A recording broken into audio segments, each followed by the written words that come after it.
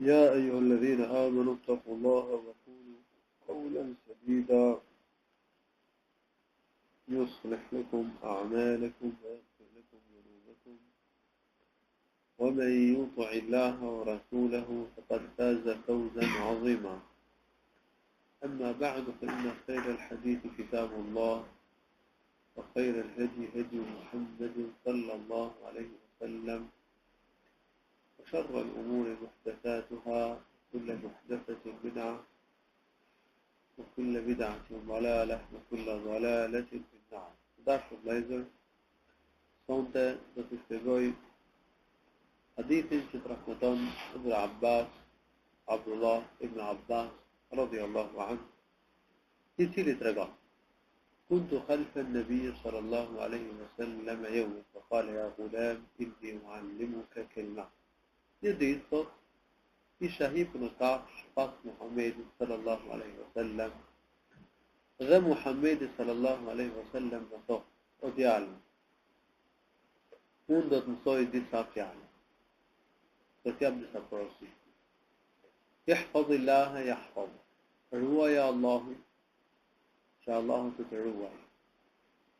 Ihfazillaha tajidhu tujahak, ruaj Allahun, që Allahu të jetë para teje. Që Allahu të jetë në ty. Idha sa'alta fas'alillah wa idha ista'anta fasta'in billah. Kur kërkosh diçka, kërkoje vetëse prej Allahut. Wa idha ista'anta fasta'in billah. Dhe kur kërkosh ndihmë, kërko vetëse prej Allahut të lartësuar. Luti vetëm Zotit, lypi vetëm Zotit, kërkoj vetëm Allah. Kërkoj ndihmë vetëm Allahut të lartësuar. واعلم أن الأمة لو اجتمعت على أن ينفعوك بشيء لم ينفعوك إلا بشيء قد كتبه الله لك. Dije se sikur të mirë që të gjithë njerëzit që të bëjnë një dobi, nuk mund të bëjnë veç atë dobi që ta ka caktuar Allahu. ولو أن الأمة اجتمعت على أن يضروك بشيء لم يضروك إلا بشيء قد كتبه الله عليك. Dhe sikur të mirë që gjithë njerëzit që të bëjnë një dëm, nuk munden të bëjnë veç atë dëm që ta ka caktuar Allahu i lartësuar. Rufi'at al-aqlam wa jaffat as-suhuf. Çdo gjë është mbaruar, gjërat janë paracaktuar, të mirat dhe të këqijat, mirësitë e fatkeqësisë, dobitë dhe dëmet që i ndodhin njeriu janë paracaktuar, janë kader, janë caktuar. Dhe boja me cilën është shkruar kaderi është parë tek pema, tek pena me cilën është shkruar dhe edhe në librin në cilin janë shkruar taksimet. Këtë hadith e shënon Tirmidhiu në Sunenin e tij dhe thotë se është hadith i mirë dhe i saktë. Sipas variantit tjetër që e sjellin dietarë të tjerë të hadithit veç Imam Tirmidhiu, pejgamberi sallallahu alaihi wasallam thotë kështu. Thotë ihfazillaha tajidhu amamak. Ruaj Allahun, që Allahu të jetë para teje. Që ta gjesh Allahun përpara. Ta'arraf ila Allahi fi ar-raha ya'rifka fi ash-shidda. Njihe Allahun kur je mirë, që Allahu të njohë, të të kujtoj kur je keq. Wa'lam anna ma akhta'aka lam yakun li yusibak. Dije se diçka që nuk e ke arritur, diçka që se ke arritur nuk mund të arrije. Një të mirë, një dobi, një interes që se ke arritur, ta di se nuk mund të arrije dot, ka qenë kader, nuk ka qenë caktuar nga Zoti. Fa innama asabaka lam yakun li yukhti'ak. Dhe ajo gjë që të është caktuar, ajo gjë që të godet, që të prek, dije se nuk mundet që të shmangej. Nëse të prek një dëm, një fatkeqësi, një keqe, dije se kjo gjë nuk mund të shmangej. ose ka qenë kader, ka qenë caktuar nga Allahu subhanahu wa ta'ala. Wa'lam anna an-nasra ma'a as-sabri, dije se fitoria vjen me durim. Wa anna al-faraja ma'a al-karbi, dhe se pas mundimit dhe vështirësisë vjen çlirimi dhe kalimi i vështirësisë. Wa anna ma'a al-usri yusra, dhe se pas vështirësisë do të vijë lehtësimi. Ky është një hadith shumë i rëndësishëm, një hadith madhështor, përmban porosi madhështore, përmban të rregullat përgjithshme, formuluar në disa fjalë që Muhamedi sallallahu alaihi wasallam ja tha një djalit të ri, ja tha djalit të xhaxhait të tij, Abdullah ibn Abbas radhiyallahu anhu. Një dietar ka thënë: "Tadabbartu hadha al-hadith fa adhashani wa kittu atish."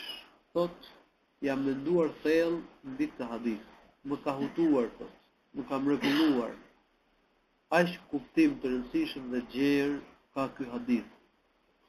Dhe thot, bëj habime ata njerëz që nuk e njohin këtë hadith dhe nuk thellohen në kuptimin e tij. Transmetuesi i këtij hadithi është Ebul Abbas Abdullah ibn Abbas. Abdullah ibn Abbas është njëri nga shokët e pejgamberit, është kushëriri i parë i pejgamberit, djali i xhaxhait Muhamedit sallallahu alaihi wasallam. Ka lindur 3 vite para se të bënte hijret pejgamberi sallallahu alaihi wasallam. Kur pejgamberi ishte i rrethuar në shi'bin e Abi Talibit, do më ke kjo bryg, ke ky vend, fisi e Abu Talibit, bashkë me muslimanët dhe pejgamberi sallallahu alaihi wasallam ishin në embargo. Kurajshit ishin rrethuar dhe i kishin vënë në embargo. Nuk bënin shkëmbime tregtare me ta, nuk u jepnin, nuk merrin për tyre, me qëllim që fisi e Abu Talibit të detyroheshin ta dorëzonin Muhamedit sallallahu alaihi wasallam dhe ta vrisnin qafirat. Por natyrisht ata nuk e dorëzuan Muhamedit sallallahu alaihi wasallam dhe zgjatën vitet e embargos. Gjatë kësaj periudhe ka lindur Abdullah ibn Abbas, Abdullahi, biri i Abbasit, kushëriri i parë Muhamedit sallallahu alaihi wasallam, sepse ishte djali i xhaxhait Muhamedit sallallahu alaihi wasallam, djali i Abbasit. Abdullah ibn Abbas radhiyallahu anhu ka mësuar mjaft hadithe për Muhamedit sallallahu alaihi wasallam, ka kuptuar mirë fen nga Muhamedi sallallahu alaihi wasallam. Ishte i ri, ishte djali i ri, dhe pejgamberi sallallahu alaihi wasallam i dha këto porosi të rëndësishme, janë porosi të rëndësishme për çdo musliman, por në mënyrë të veçantë për të rinj. Abdullah ibn Abbas radhiyallahu anhu i kuptonte mirë çështjet e fesë, është një nga shpjeguesit e mëdhenj të Kur'anit. Ai sa është thënë sikur romakët të dëgjonin shpjegimin që bënte Abdullah ibn Abbas radhiyallahu anhu, kishin përpranuar Islamin, aq mirë dhe aq bukur të shpjegonte Kur'anin. Aq qartë, aq mirë dhe aq bukur. Muhamedi sallallahu alaihi wasallam ka bërë lutje për Abdullah ibn Abbasin, Allahumma faqihhu fid-din wa 'allimhu at-ta'wil. O Allah, mësoje atij çështjet e fesë dhe mësoje atij aftësinë për interpretim, kapacitetin për të interpretuar, për shpjeguar tekstet e Kuranit, por edhe qëndrimet dhe hadithet e Muhamedit sallallahu alaihi wasallam. Abdullah ibn Abbas është një faqih, është një komentues i madh i Kuranit madhërueshëm, qëndrimet dhe mendimet e tij janë ruajtur nga nxënësit e tij, janë dokumentuar në librat e tefsirit që shpjegojnë ajetet e Kuranit dhe shpjegimet që ka dhënë Abdullah ibn Abbas radhiyallahu anhu na ndihmojnë neve për ta kuptuar më mirë fjalën e Zotit, për të kuptuar më mirë ajetet e Kuranit fisnik. Abdullah ibn Abbas radhiyallahu anhu ka pas nxënës dhe faktikisht dijen që patën që transmetuan sahabët nga Muhamedi sallallahu alaihi wasallam e përcollën tek brezi I mëpasshëm, nxënësat e Abdullah ibn Abbasit, nxënësat e Abdullah ibn Umerit, nxënësat e Abdullah ibn Mesudit dhe një dy të tjerëve në fakt. Këta janë ata dietarët e sahabeve, që kanë pas nxënës dhe nxënësit e tyre transmetuan dijen dhe e përcollën tek tabiinët. Abdullah ibn Abbas pra, njëri nga shokët e pejgamberit, njëri nga kolosët e dijes, një shpjegues I madh I Kuranit fisnik. Umar ibn Khattab radhiyallahu anhu ja dinte vlerën dhe gradën e Abdullah ibn Abbasit. Në kohën e Omerit ishte I ri. Kur bonte me zhlis dhe thirrte më të pjekurit e më të diturit e shokët e pejgamberit sallallahu alaihi wasallam për të këshilluar për çështje të ndryshme, Abdullah ibn Abbas, Umar ibn Khattab thonte dhe Abdullah ibn Abbasin. Sepse Abdullah ibn Abbas kishte mendime të thukta, kishte qëndrime të sakta, kishte mendje mbrehtësi, kishte njohuri të gjerë, edhe pse ishte I ri. Allahu I lartësuar pra këtë njeri e kishte begatuar, I kishte pajisur me dituri që në veçdi. Dhe njëherë shokët e pejgamberit pleqt në fjalë pyetën, thanë pse thon Abdullah ibn Abbas nuk thon djem tan. E kishin fjalë për Omer radhiyallahu anhu. Omer deshi mu tregu aty. Se pse pikërisht thon Abdullah ibn Abbas dhe nuk I thon të tjerët. I fton një herë, thon Abdullah ibn Abbas dhe I pyeti për surën Nasr, se ç'kuptim kishte, domethënë Allahu e lajmëron të dërguarin e tij se kur të vijë fitoria, idha jaa nasrullahi wal fath, ra'aita an-nasa dhe çohesh njerëzit të hyjnë në fenë Allahut grupe, fasabbih bihamdi rabbika wastaghfirhu. Atëherë thot, bëj tasbih Zotit tanë dhe lavdroj atë. Dhe kërkoj falje atij. Sa Allahu është pendim pranues. Ka thënë çfarë kuptimi ka tasbihu dhe istighfari fundin e kësaj sure?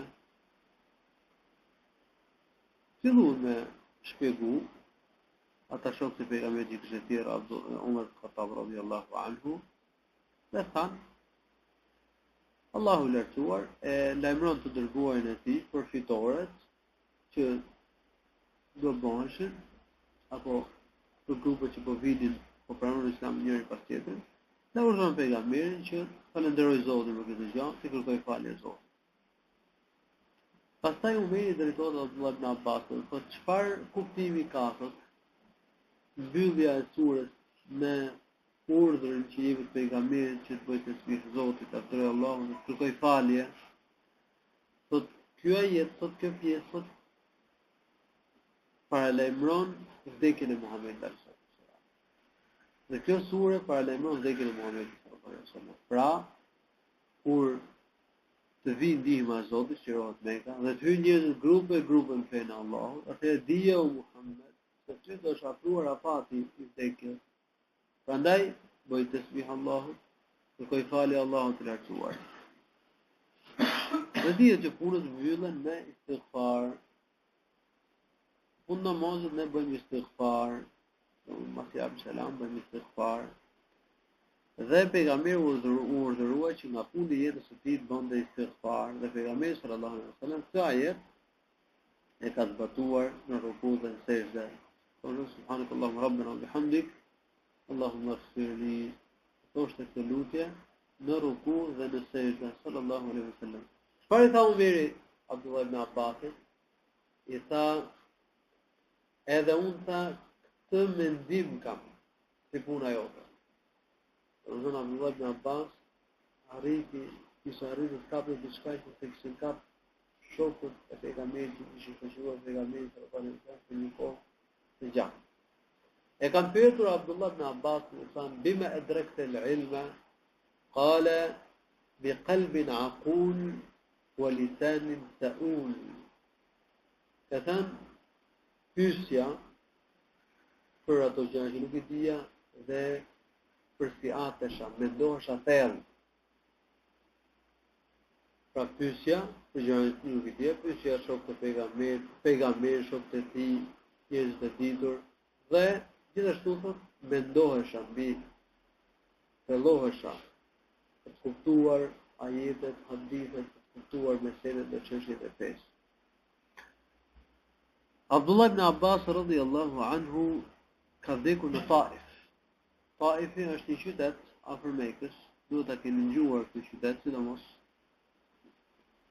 që është një qytet i cili përmendet në historinë e pejgamberit sallallahu alaihi wasallam, përmendet në disa vende. Pejgamberi sallallahu alaihi wasallam ka udhëtuar drejt Taifit, dhe ka kërkuar për krejnëve të fisëve të Taifit që t'i jepnin strehim, ku ishte në Mekë, po ata nuk e strehuan dhe këta jeti pejkluar në Mekë, që t'i e tregimi. Më pas, Muhammedi sallallahu alaihi wasallam ka shkuar për shërimin e Taifit, ka rrethuar kështjellën e tyre, por nuk arriti ta shëronte, kthehet në Medinë. Më vonë banorët e Taifit vinë dhe pranojnë Islamin. Është përmendur ky qytet, është përmendur në historinë e Muhamedit sallallahu alaihi wasallam. Abdullah ibn Abbas pra ka vdekur në Taif.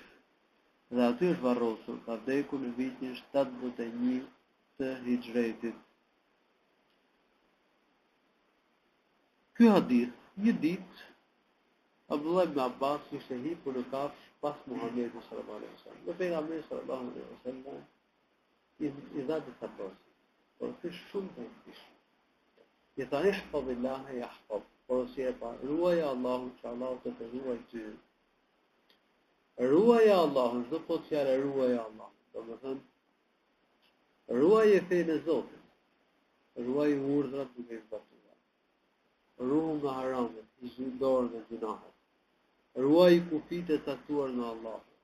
Domethënë mos i pekalo kufit që ka caktuar Zoti. Ruaj Allahun do të thotë atë ruaj e fejnë e Zotit me zbatim dhe me largimin nga haram. Allahu i lartësuar në mjaft ajete në Kur'an na urdhëron që të ruajmë, të kujdesemi për namazin,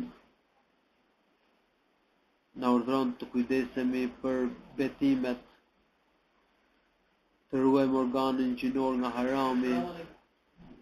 Selam rahmetullahi wa barakatuh. Për shembull, Allahu i lartësuar thotë në Kur'an: "Hafidhu 'ala as-salawat was-salati al-wusta wa qumu lillahi qanitin." Thotë, ruajini 5 namazet. Kujdesuni për 5 namazet. Falini 5 namazet rregullisht. Dhe sidomos namazin e mesëm. E kush është namazi i mesëm? Namazi i mesëm është namazi i ikindis. Allahu i lartësuar i ka lavdëruar në Kur'an ata që e falin namazin rregullisht. Walladhina hum 'ala salatihim yuhafizun. Nga cilësitë e banorëve të xhenetit është edhe fakti se ata e falin namazin rregullisht. E falin namazin në kohën e vet. Falin rregullisht. E falin namazin duke plotësuar detyrat dhe gjitha gjërat e namazit. E falin namazin siç duhet. Kjo është një prej punëve të banorëve të xhenetit. Allahu i lartësuar na ka urdhëruar në Kur'an që të ruajmë organin gjinor nga harami. Allahu thotë në Kur'an, domethënë Allahu i lartësuar lavdëron ata që ruajnë organin gjinor, dhe një prej cilësive të banorëve të xhenetit është edhe fakti se ata ruhen nga zinaja, nga imoraliteti. Walladhina hum li furujihim hafizun. Dhe ata cilët ruajnë veten nga gjunahet, ruajnë veten nga patutësia, nga zinaja, nga imoraliteti. Illa ala azwajihim aw ma malakat aymanuhum fa innahum ghayru malumin. Në përjashtim të grave të tyre apo të robinjave të tyre, sepse ata nuk kritikohen dhe nuk fajsohen për këtë gjë. Do thënë, marrëdhëniet intime janë të ndaluara përveç marrëdhënieve intime me bashkëshorten ose me sllaven, robinjen, që njeriu e ka në pronësi. Ky ajet i ndalon të gjitha format dhe mënyrat e marrëdhënieve intime përveç këtyre dyve, të cilat i përjashton Allahu subhanahu wa taala. Një prej punëve të cilësive të banorëve të xhenetit është edhe ruajtja e vetes nga immoraliteti, ruhesh nga zina nga immoraliteti është një prej punëve të banorëve të xhenetit. Allahu lartësuar i ka lavdruar kështu.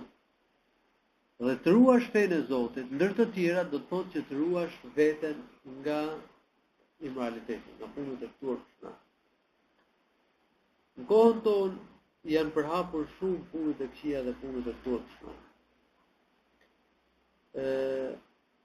Paturësia po vërshon me të madhet, dhe po gryen nderin, vlerat, familjen dhe çmirat që njerëzit i kanë trashëguar brez pas brezi nga pejgamberët e Allahut në vendin tonë. Ky është një rrezik i madh. Ne i bëjmë ballë këtij rreziku duke zbatuar këto argumente. Të ruajmë fenë e Zotit që na ruaj Allah. Të ruajmë veten, të ruajmë organin gjinor nga harami që na ruaj Allahu subhanahu wa taala. Muhamedi sallallahu alaihi wasallam ka premtuar në hadith të saktë se kush ruan gojën dhe organin gjinor nga harami, për të garantohet xheneti. Men hafidha ma bejnë lahjej wa ma bejnë fakhidhej dakhala al-janna au dhamintu lahu al-janna. Ka thënë Muhamedi sallallahu alaihi wasallam, kush garanton, kush ruan gojën nga harami dhe organin gjinor nga harami, unë thot Muhamedi sallallahu alaihi wasallam garantoj për të xhenetin.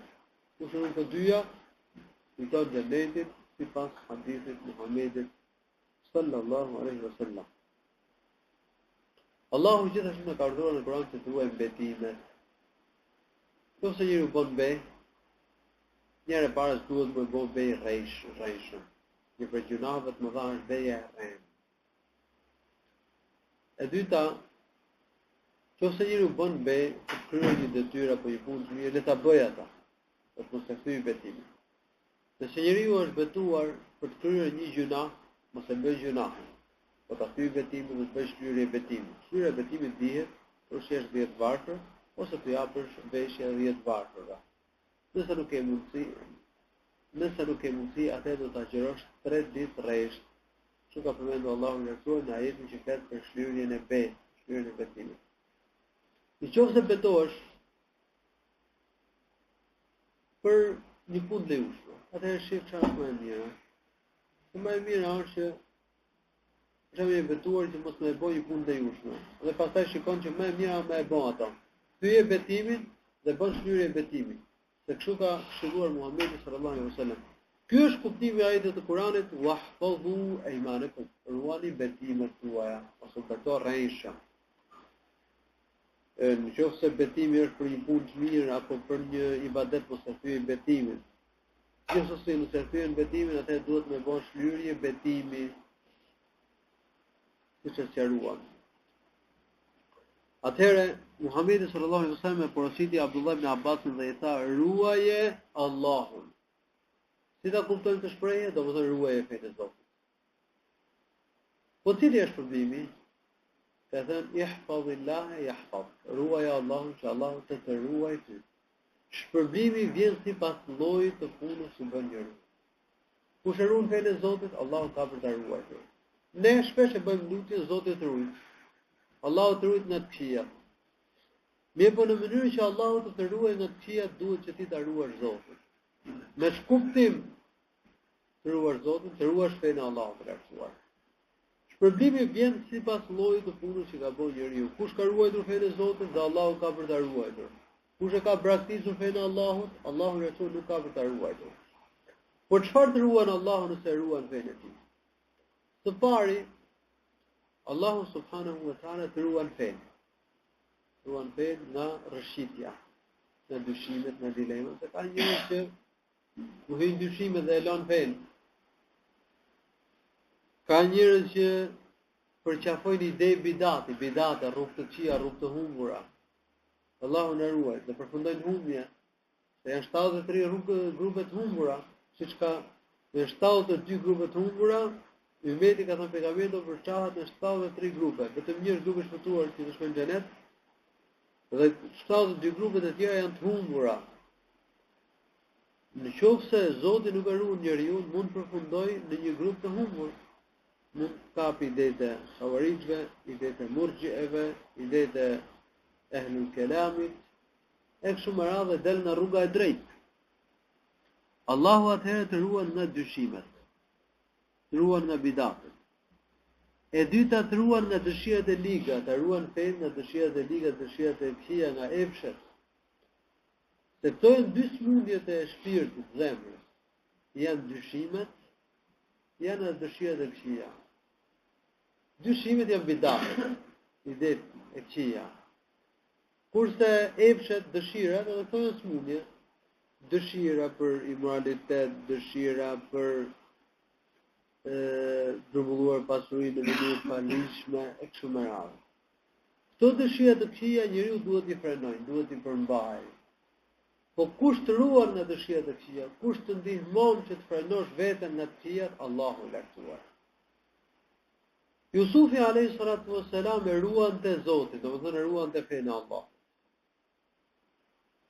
Jusufi alayhi salatu wassalam ishte i ruajtur nga haramet. Jusufi i kërkon mbrojtje Zotit. Jusufi bëri dhikr Allahut kur ajo gruaja e ftoi për marrëdhënie të palishme, për punë të turpshme. Jusufi alayhi salatu wassalam tha ma'adha Allah, mos të thënë të Allahut, domethënë përmendje Allahut dhe kërkoi mbrojtje tek Allahu. Kush ishte shpërblimi? Allahu e ruaj. E rujti prej kurthit të grave, e rujti nga paturësia, ja rujti i fenë. Kedhalika linasrifa anhu as-su'a wal-fahsha innahu kana min ibadina al-mukhlasin. Innahu min ibadina al-mukhlasin. Kështu thot që ne të largonim prej tij të keqen dhe të turpshme. Ai ishte për robët tanë sinqert. Njëri i sinqert, njëri që ruajti fenë, njëri i çiltër me Zotin, dhe Allahu e ruajti. Epshet janë forta, sidomos kohën tonë. Dëshirat e këqija ekzistojnë. Haramet janë sheshazi. Mundësia për të bërë harame është shumë e madhe në kohën tonë. Vetëm Allahu të ruan nga të këqija. Të ruajmë fenë e Zotit, në mënyrë që Allahu lartësuar të na ruaj, na frenoj nga të këqija, na e bëjt mundur që të përmbahemi dhe mos bëjmë punë turpshme e veprime të këqija. Allahu të ruan fenë. Të ruan fenë derisa të vdesësh. Se momenti i vdekjes është shumë delikat. Ka njerëz që përfundojnë keq. Ka njerëz që kanë bërë punë të mira, mirë po përfundojnë keq. Ka njerëz që kanë bërë punë të këqija, edhe mbyllin përfundimin e kanë të mirë. Siç mësohet nga disa hadithe të Muhamedit sallallahu alaihi wasallam. Duhet që njeriu të ruajë fenë e Zotit me zemër, me gojë, me gjymtyr, në mënyrë që Allahu ta ruajë, ta forcojë fe deri në momentin e vdekjes. Walladhina jahadu fina lanahdiyannahum subulana. Allahu thotë në Kur'an, ata që janë përpjekur në rrugën tonë, ne do t'i udhëzojmë në rrugët tona. Walladhina ihtadaw zadahum hudan wa atahum taqwahum. Pashtu Allahu thotë në Kur'an, ata që udhëzuan, ne u ashtuam udhëzimin. Nëse njeriu e ruan fenë e Zotit dhe qëndron fort në fenë e Allahut, Allahu e ruan dhe e bën qëndrueshëm në mënyrë që të vdes si musliman. Allahu e pastaj të ruan jetën e varrit, të ruan në ditën e gjykimit. Ruaj Allahun që Allahu të ruaj, përfshin edhe punë të dynjos, edhe gjëra të dynjos. Allahu të ruan shnetin, Allahu të ruan pasurinë, Allahu të ruan fëmijën. Allahu e ruan shtetin aty që ruan veten e tij edhe në teqëri. Një burr plak i moçën. Kërcente, shejfort. I thanë, si është puna jote? Sa gjymtyrët i kemi ruajtur nga haramët me zi, me rini, dhe Allah për e ruan tashmën, për e ruan shletën, fuqinë dhe energjinë të pleqëni. Pra, kur ruan fenë, Allah të ruan shletën. Allah të ruan nga të qia, të ruan nga smundjes. Të ruan edhe në pleqëri. Se ma të poqa shumë e rëndë, Allah në ruaj. Në gjendje shumë e keqe, Muhamedi sallallahu alaihi wasallam i lutë Allahu të ruan dhe prej saj. Ishte I burr tjetër, I burr plak, I thyer, I moçëm, I rastapitur, I matufosur. Tanë ky njeri kalon pas dore urdhat e Zotit dhe fenë e Allahut, prandaj Allahu ta çon në gjë. Në kushëruan fenë e Allahut, Allahu ka vlerësuar shnetin. Allahu ka vlerësuar mendjen e ka për të dhënë mirësi. Allahu lartësuar të ruan pasurinë. Të duhet fenë e Zotit, ka njerëz që mendojnë të ruan pasurinë duke po harame. Dhe fitu pasurinë haram. Dhe punë të banda e kështu me radhë. Faktikisht pasurinë të ruan Zotit. Sa frikë kanë njerëzit e kamatës, njerëzit që kanë fituar pasurinë haram, kanë frikë se mos dikush u avjet pasurinë, o zakon pasurinë. Nëse nuk ka dhënë qetësi Zotit në zemër. Dhe pasuria e tyre nga që është bën haram, rrezikon që të vidhet, të çkitet, të merret, të humbë, shkoj kot. Sa pasuria që është bën me bjerë të halal, cilën njeriu e ka mjet, për ta dhënë Zotit, për të bëjë ibadet Allahut, dhe nuk ka të lidhur zemrën me të, këtë pasuri e ruan Zotit. E ruan Allahu me çdo njeriu. Një burr kishte lënë ta jetim, kishte vdek, kishte lënë jetim, dhe kishte lënë pasuri të fshehur në mur. Shkon Hizri me Musa'in alayhi salatu wassalam, hyn në qytet. Kërkoi me tyre që t'i presin si musafira, po ata ishin njerëz kornat, nuk I pritën. Hizri alayhi salatu wassalam shikon atë murin ku ishte fshehur pasuria, ishte shtrembruar, gati për të rënë. Edhe e drejtoi me dorë, mrekullit, në mënyrë të jashtëzakonshme, drejtoi me dorë. Muri nuk drejtohet me dorë, duhet me shem, me drejtu. Po, kjo ishte mrekullisja dha Allahu Jesu Hizrit, ai ishte I pejgamberit Zot, me dorë e drejtoi. Musa alayhi salatu wassalam I tha ti u bori një nder, u bori të mirë, ti u tha njerëz kurnat. Nuk na pritën si musafira, kërkohesh shpërblim, pak për tyre. Ta këtu do ndahemi. Kjo ishte pyetja e tretë. Është e tretë. Dhe pastaj ja tregoi me fjalë, ja tregoi kuptimin e gjithë atyre veprimeve që kishte bërë, ja tregon El-Khidr, Hizri alayhi salam. Çfarë I tha për murin? Tha muri kishte të fshehur pasurinë e dy jetimëve. Babai këtyre dy jetimëve ishte burr I mirë, kana abuhum wa kana abuhuma saliha. Dhe Allahu deshi që këta të rriten edhe ta gjejnë ta marrin pasurinë. Se këta njerëz kurnat, po ta gjejnë pasurinë e jetimëve dhe merrin, se ata ishin njerëz të këqij. Allahu I lartësuar e ruajti pasurinë e këtyre jetimëve, sepse babai I ishte I mirë. Ky tregim ka shumë mësime, po ja dy tre mësime do I përmendim në këtë mësim. Allahu ja ruajti pasurinë I burrit të mirë dhe shkon ke fëmijët e tij. Dhe njerëzit kurnat janë shumë të interesuar të më mbledh për vete, dihet ai muhabet. Mirë po, Allahu lartësuar ja ruajti pasurinë I burrit, sepse ishte burr I mirë. Dhe nëse duam që Allahu lartësuar na ruaj pronat, pasurinë, për fëmijët tanë duhet që të treguhemi fort për fenë e Zotit. Të ruajmë fenë e Allahut. Kjo është zgjidhje, nuk ka zgjidhje tjetër. Allahu të ruan fëmijët. Se ka njerëz që thonë ne punojmë për të ardhmen e fëmijëve. Jeta jonë shkoi, ne kaluam me zeza me vujtje, po të mos vujë fëmijët tonë. Edhe çka kanë gjetë si zgjidhje, punojmë, mbledhim pasurinë që mos vujë fëmijët tonë.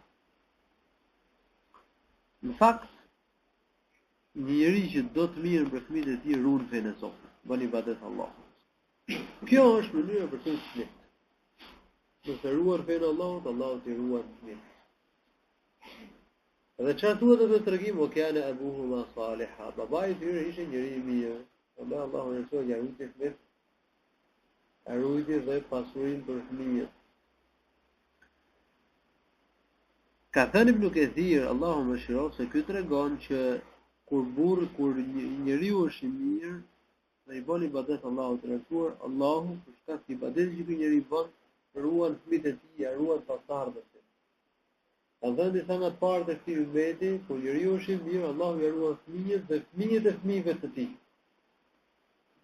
Ne jemi jetojmë në një kohë të vështirë, një kohë kur haramat janë mas, njeriu rrezikon që punë fenë, pasardhësit tanë rrezikojnë të asimilohen prishur të shoqërisë të prishur, por nëse ne shtrëngohemi fort për fenë Allahut, nëse ruajmë fenë Allahut, Allahu ka të ruajë fëmijët tonë. Se sa për shkakun sa njerëz më shuar që kanë familje, kanë nder, e themi çfarë do bëhet me librit e me mesat tuaj, me libra, të libër, mesa, po shkojnë për shkollat i shkatrojnë njerëzit. I nxjerrin pa nder, pa fe, pa turp. Dihet se çfarë po ndodh me fëmijët e shumicës së shqiptarëve sot. E kuptoj se shqetësim. Zgjidhja kush është? Me rujt fenë e Zotit. Ta ruajmë fort fenë e Allahut, që Allahu na ruajë na mundsojë të ruajmë fëmijët, edhe fëmijët ta ruajnë fenë e Zotit, edhe Allahu të ruajë fëmijët pastaj nga nxezat edhe nga të këqija. Kjo është mënyra, kjo është zgjidhja. Ihfazillaha yahfaz. Ruaj Allahun, se Allahu të ruan punë të dunjos, të ruan punë të ahiretit, të ruan shletin, të ruan fëmijët. Shpërbimi vjen sipas llojit punës që bën njeriu. Wa ufu bi ahdi ufi bi ahdikum. Allahu na thot, mbajeni fjalën që më keni dhënë.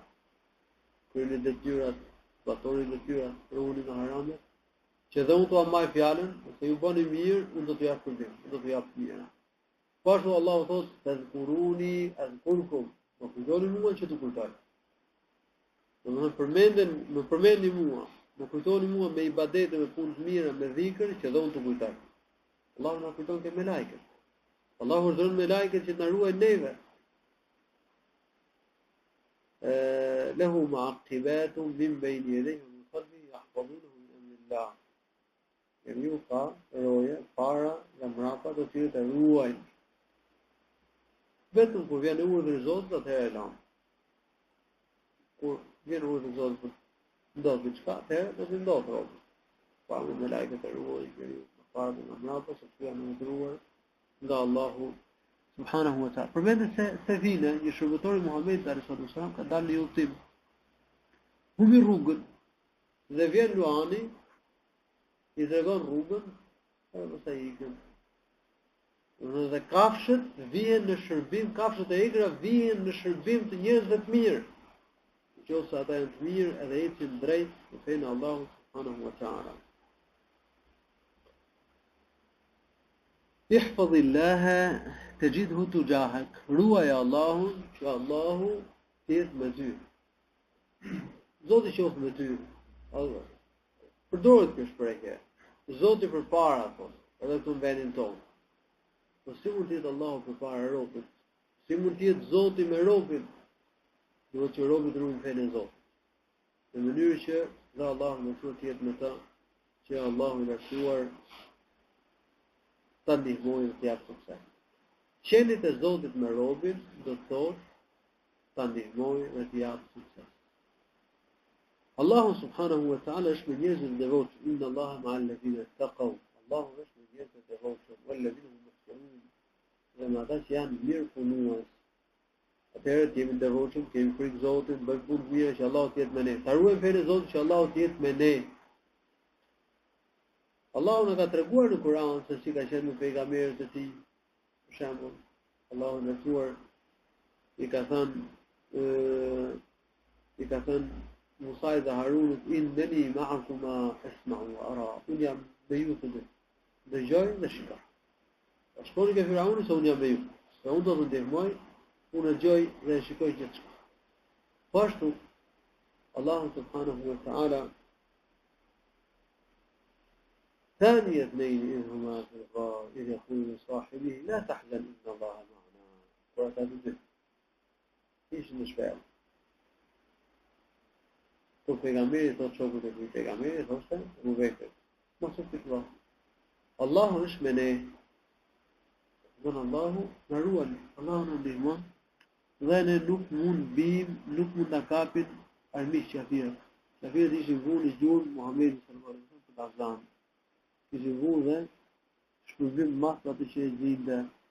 Të gjitha ato, Allahu e frua verboj sytë dhe nuk arritën me zonë pejgamberin sallallahu alaihi wasallam ke shtella.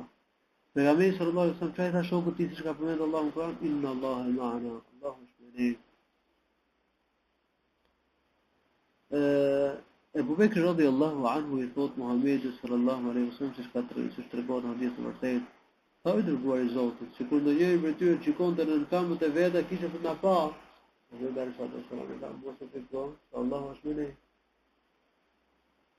Ebu Bekri. Çfarë mendimi ke ti për dy njerëz? I treti të cilëve është Allahu. Allahu është me ne. Nuk më braktis. Musa alayhi salatu wassalam kur ju afrua detit bashkë me Israilit, të këtej kokën pas, e shohë Firaunin me ushtri të madhe, po i liqte për të zonë. Çfarë tha, kur i thanë Beni Israilit, thanë, do të na zonë, detit e kemi përpara, ushtri po vem mbrapa, tani nga të shkoj. Musa alayhi salatu wassalam tha, kella, inna ma'i rabbi sayahdin, kur në mua është Zoti im.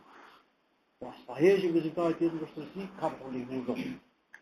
Ka për të thënë ndihmë Allahu. Por çfarë duhet bëjmë? Duhet të luajmë fenë e Zotit. Duhet bëhemi të devotshëm që Allahu të lartësuar të na ruajë dhe të ndihmojë. Madje është e pamundur që njeriu i devotshëm bjen në vështirësi dhe Allahu mos bëjë lehtim për ta. Bjen në situatë nga e cilës ka rrugdalje dhe që Allahu mos bëjë rrugdalje për ta. Ka mundësi që Allahu të bëjë rrugdalje për ta dhe në mënyrë të jashtëzakonshme. E zakonshme është zjarri i tij. E zakonshme është që ti ka pret. E zakonshme është që plumbi shpak.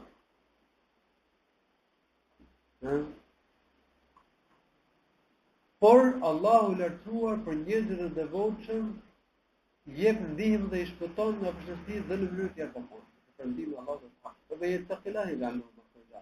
Kur ju thotë Allahu i ka thënë. Andaj vëllezër, në mënyrë që Allahu të jetë me ne, me ndihmën, me suksesin e tij, duhet që ne të ruajmë fenë e Allahut. Yahfazillahu yahfaz. Në pjesën në brandi tjetër të hadithit thotë kështu: Yahfazillahu tajidhu amamak. Ruaj Allahun, Allahu të jetë para teje. Edhe kjo është e kuptueshme. Allahu të jetë para teje. Jetë natyrë, jetë para teje. تعرف إلى الله في الرخاء يعرفك في الشدة. Njëna Allahun kohë vëllat të dërgjësie që Allah i lërtuar të dërgjësion ty kur ti jesh në vështirësi. Kjo është shumë e rëndësishme. Shumica e njerëzve kur e njohin Zotin, vetë kjo të kanë. Ja të mënda. Nëse besimtarët e mirë kujtojnë Allahun në gjitha gjendjet, besimtarët e mirë kujtojnë Allahun fillimisht me farzët, në dinë në haram. E dyta në punë të mirë, kur është mirë, ka bollak, ka shnet, punë që ka mirë. Shpërblimi kush është? Allahu të njeh, Allahu të kujton kur ke keq. Dy njohja ka hallë, ka vështirësi, ka mundime, ka strese. Momenti i vdekjes është një moment shumë delikat.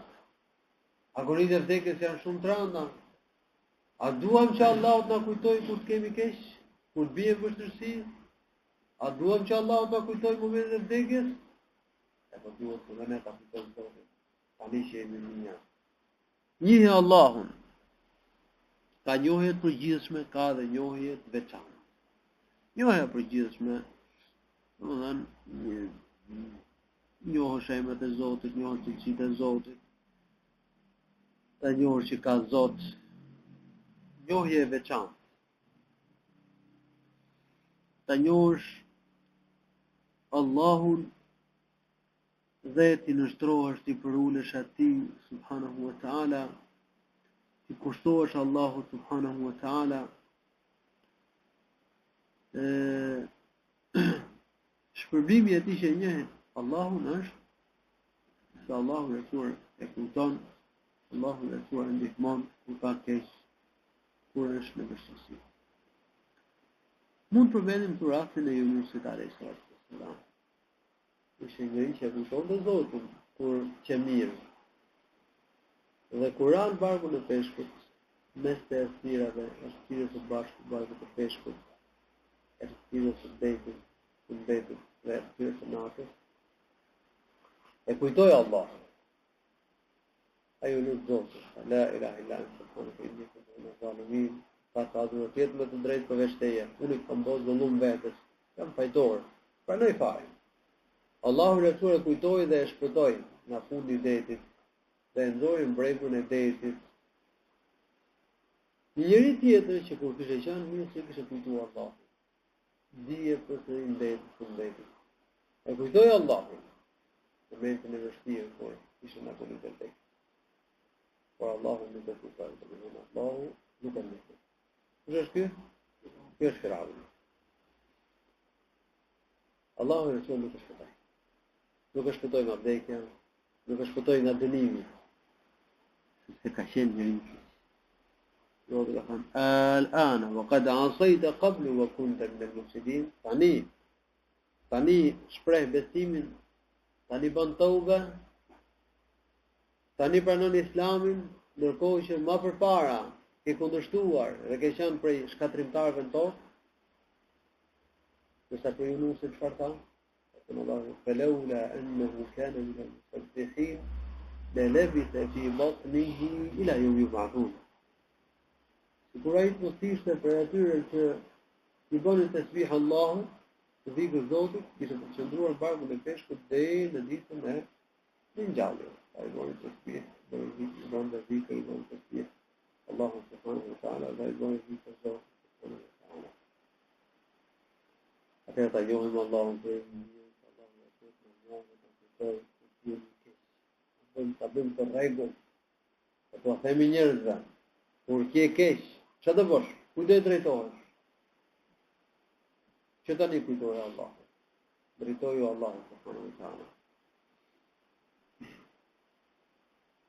Pastaj Muhamedi sallallahu alaihi wasallam ka folur për kaderin e Zotit. Gjitha gjërat po para se të folë për kaderin, i flasim për lutjen. I ka thënë, kur kërkosh diçka, i ka thënë pejgamberi Abdullah ibn Abbasit, kërkoja Zotit.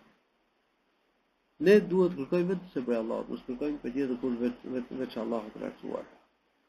Nëse njeriu lutet aty që nuk ka mundësi ta ndihmojnë, ka përse nevoja, për shembull tyrbe, të vdekurve. Bën shirk, i bën shok Zotit, kjo është e njohur. Lypja